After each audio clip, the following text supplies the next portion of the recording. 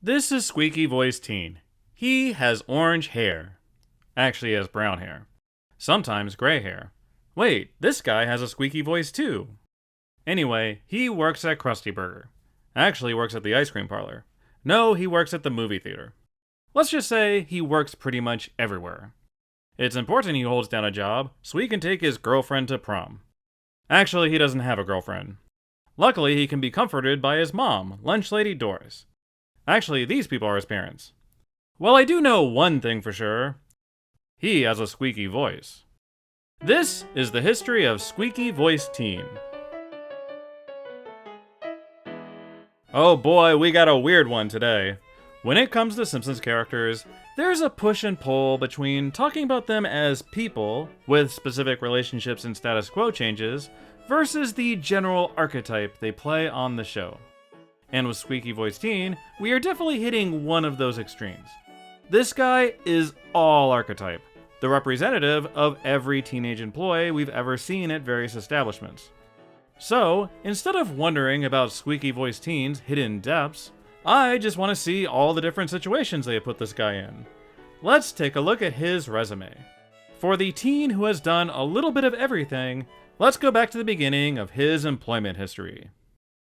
Unlike other well-defined characters, the Squeaky-Voiced Teen doesn't have a definitive first appearance. His archetype was a work in progress until they settled on a consistent character model and voice for these roles. In Season 1, we had the movie theater guy who kicks out the bullies, looks a little like him, but totally lacks the squeaky voice. Or we have the bowling alley guy who stuck around till Season 3. Typical Squeaky-Voiced Teen jobs, but clearly different people. Perhaps his first appearance is this water slide attendant in Season 2's Brush with Greatness. Doesn't really look like him, but is the first Simpsons character whose voice cracks as he says Roger and sends more kids down. Season 3 provided two more squeaky voice characters, this barber college student in Dog of Death who ruins Bart's hair, as well as this Marge doppelganger from Home Alone who offers Just Stamp a Ticket Man a lube job. We're getting closer, starting to hear this voice in these kinds of roles. Season 4 continued this trend, with clumsy student movers destroying Ruth Power's lamp, Selma hitting on this bag boy at the grocery store, and this hardware employee getting distracted by free Stridex pads. The bag boy scene in particular is a very Squeaky-Voiced Teen setup, with how awkward he is in dealing with their nonsense, even though this guy doesn't quite sound like him. For historical examples, Principal Skinner's buddy Johnny and that kid who dares to steal 6 atoms both sound suspiciously like the Squeaky-Voiced Teen. Maybe he's a time traveler. However, I think the first unified Squeaky-Voiced Teen appearance, with the voice, the character model, everything, is in Whacking Day. He's the tour guide who is part of the shady Jebediah Springfield cover-up. Finally, we did it. He's here. No more messing around. 2 episodes later, and Krusty gets canceled, he turns into this kid who drops a taco into the fryer. Okay, I guess they haven't settled on anything yet. But come on, this is like every Krusty Burger scene of his, right down to his lack of girlfriend. The main thing is that after the bag boy, they've finally locked in on this Dan Castellaneta squeaky voice to define these roles, and it's rare we hear anything else going forward. During the David Merkin era, they kept playing around with the design, but we're starting to see this guy more and more. Like sure, we'll still have the squeaky voice bellhop, less than impressed by a Grammy, a fast food employee complaining about how annoying Moe's voice is, Krusty's assistant who gets fired over a Danish, an underage casino employee taught a lesson by Bart, or how about the drowning grocery store employee, easily convinced movie ticket guy, or this blonde version who punches Bart in the face. It seems like Season 5 decided that this specific Squeaky-Voiced Teen works at Krusty Burger, as he got his biggest highlight thus far in the not at all forgettable B-plot of Lisa vs. Malibu's Stacy. He's telling them to leave the mayo out in the sun and is being called Old Man Peterson. Obviously this name didn't stick, but hey, he got to be manager. He also works at the Krusty Burger oil rig at the end of the Boy Scout episode. Oh, fun fact for this one. This is one of the rare cases with 2 distinct Squeaky-Voiced Teens. Season 6 was where the character model really solidified, where we'd see this guy working all over Springfield. My favorite is definitely this guy from Homer Badman, who is very interested in long-distance savings. Although when leaving Springfield, like with the Australian version and the Squeaky-Voiced Border Patrol guard, they will use a different design. The Oakley and Weinstein years were feast or famine, giving him a ton of Krusty Burger action in stuff like Who Shot Mr. Burns, Two Bad Neighbors, and scenes from the class struggle in Springfield. In Bart the Fink, he carries us through the classic IRS burger scene. Technically speaking, he is responsible for the events of Attack of the 50-Foot Eyesores, taunting Homer at the beginning. We see him working for the government twice, once at the post office confused about autogyros, and receiving 3 Air Force medals for waving cars into the parking lot. Oh look, we got our first bit of Squeaky-Voiced teen lore. In Teen Homer, we discover he is Lunch Lady Doris's son, or at least this orange-haired version is. We never hear of this tidbit again. Interestingly, despite being plastered all over Season 7, he almost entirely sits out Season 8, just getting the Springfield files. Still, he certainly makes the most of it, as this contains maybe his most iconic line. When Mike Scully took over in Season 9, it ended up being a boon for the Squeaky-Voiced teen, as weird as that sounds, because this was an era that liked to bounce around town and ramp up the action, and this is a character who plays well in the chaos. Like Season 9 alone had a New York version dragged behind a taxicab, him being shot at the shooting range, and the bullies beating the crap out of him for just doing his job. In other seasons, he turns away Chewbacca from the convention, dangerously mixes butter into milk duds, and delivers a dramatic introduction of an ice cream arc. He is a key part of the Season 12 Bag Boy strike, kicking off the events of Simpsons Safari, one of his greatest sins. This was an era that loved him mixing it up with Homer. Like, think of their Lard of the Dance run-in, with Homer creepily admiring his greasiness. I love his reaction to Homer's bitter rant about providing military ID, that even a rules follower like this guy has reached his limit. Sometimes he'll kickstart a wacky Homer adventure, like when he tells him about Flanders' senior discount. In Mom and Pop Art, he plays the role of Pop at this hardware store, only working there to try to get a date with Mom, running it back to his desperately single roots. In a flash forward, he's working for this hologram telegram company, his voice still not changing yet. And finally, in Sunday Cruddy Sunday, he's officially called the Squeaky-Voiced teen. I would guess this name was already out there on merch and stuff, but not 100% on that. I looked at the Simpsons guidebooks, and his name only started showing up in the second one.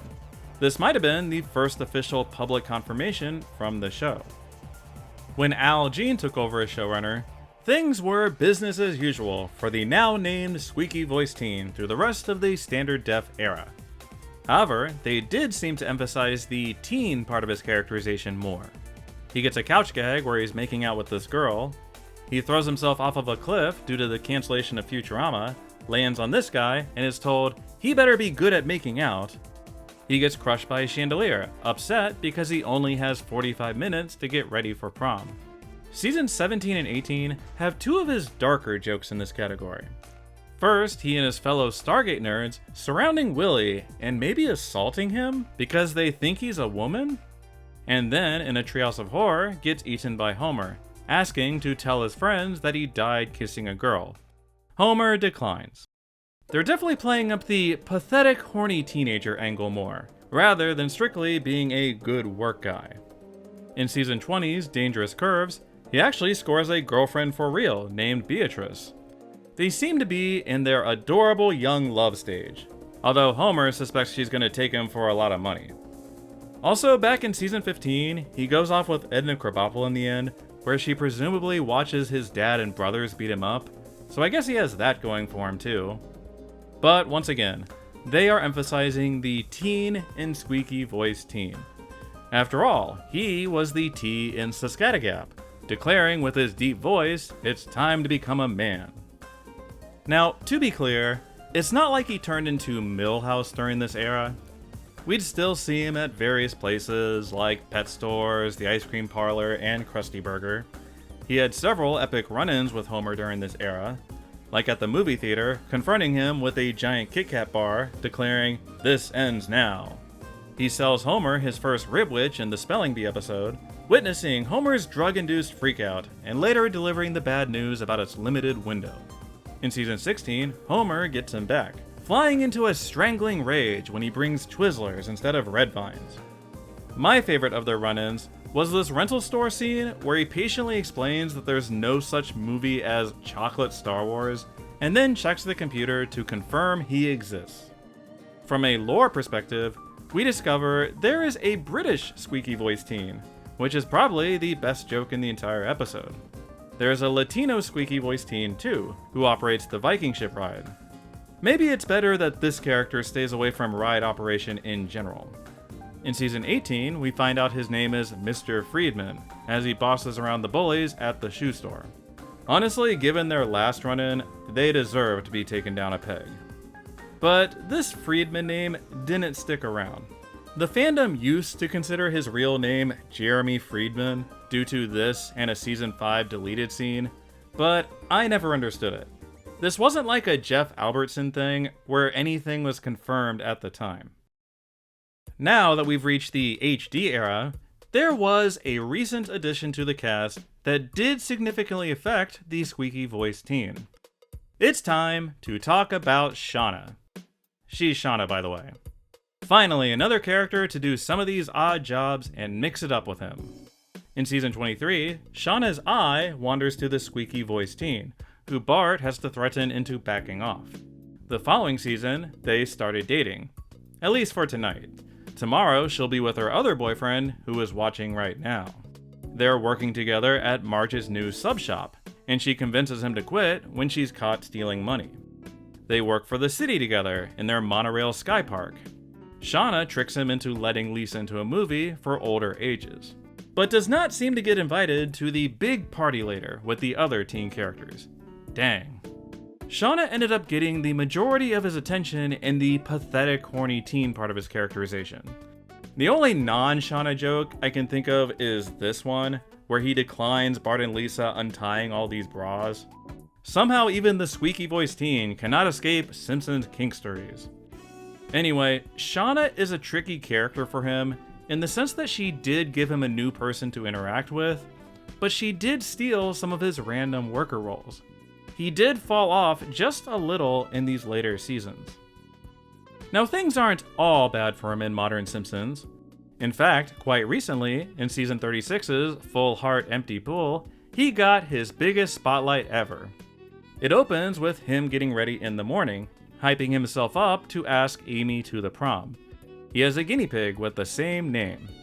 We learn his name is Andrew Teen and meet his parents. Unfortunately, he gets stuck testifying on the stand in Homer's lawsuit against a hardware company, which they end up losing.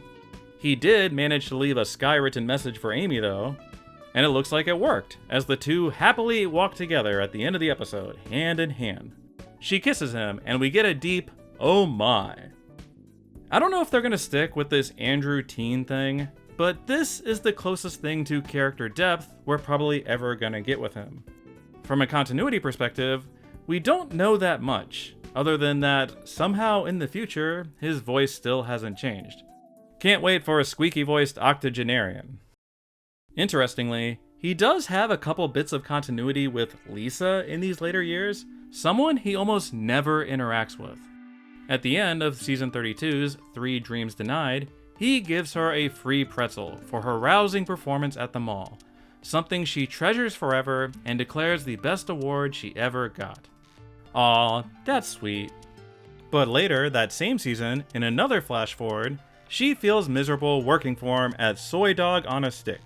He doesn't know why she's even working there, and he was a philosophy major at Brown. Squeaky-Voiced teen, you're saying Brown an awful lot. Are you okay? He even teams up with Marge in these later years.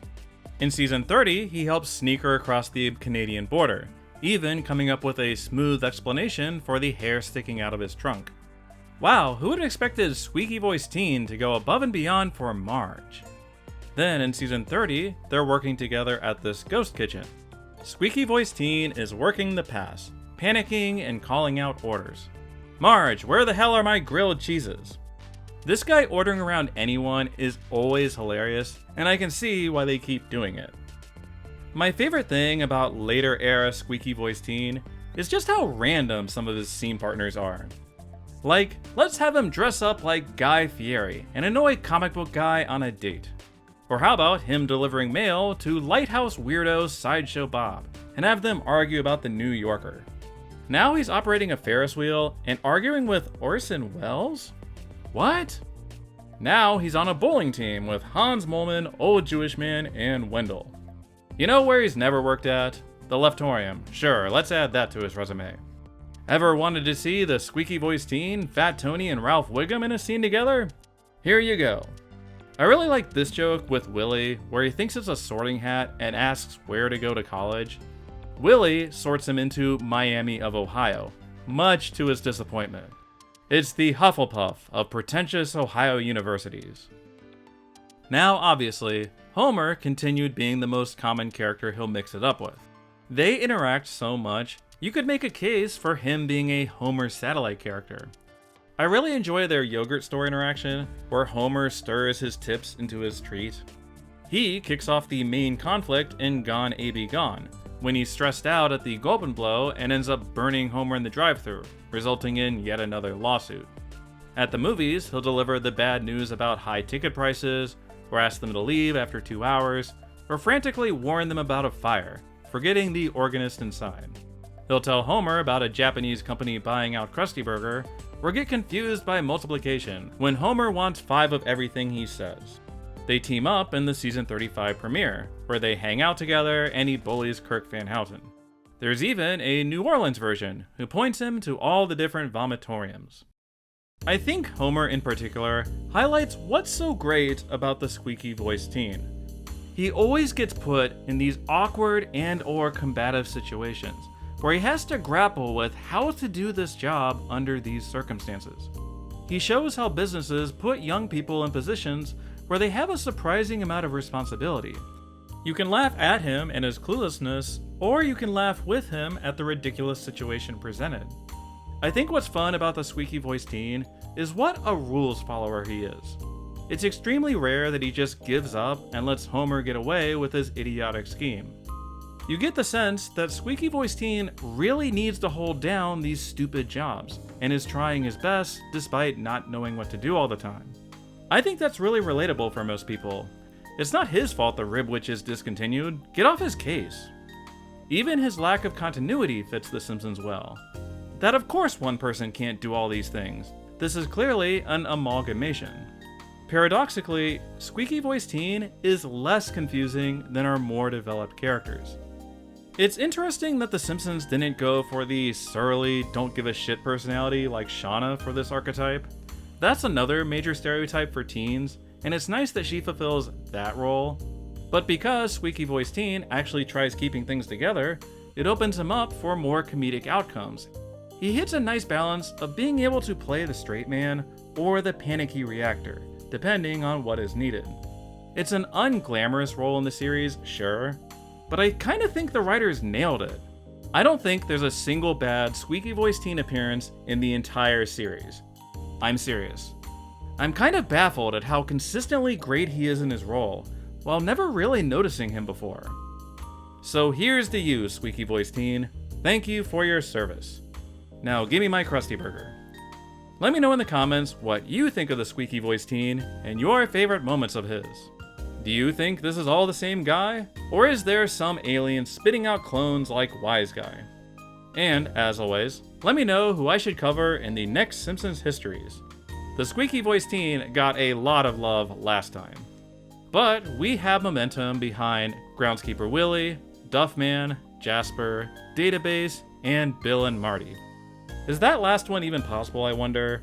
And so concludes our tale. I'm Leonard Nimoy. Good night, and keep watching the skis!